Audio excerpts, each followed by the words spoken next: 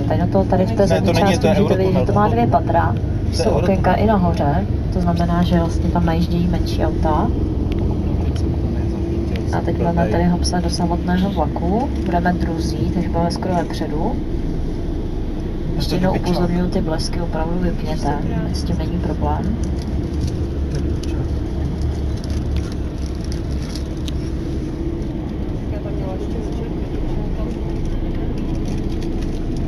Je divný, veď. To je nově, ještě neviděl. Ne.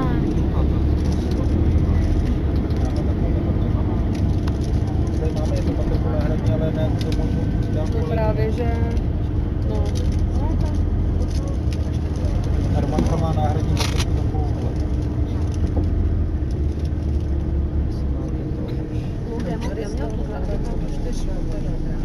Protože já jsem říkala, že bylo to...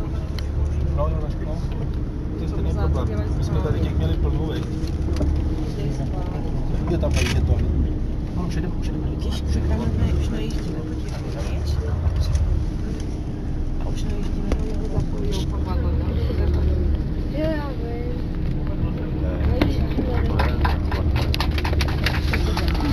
A to jsme delší metr než ten autobus před náma. Takže teď projedeme až na začátek. Tady toto jsou vlastně ty vlakové dveře, nebo ty, co uzavírají jednotlivé vagóny.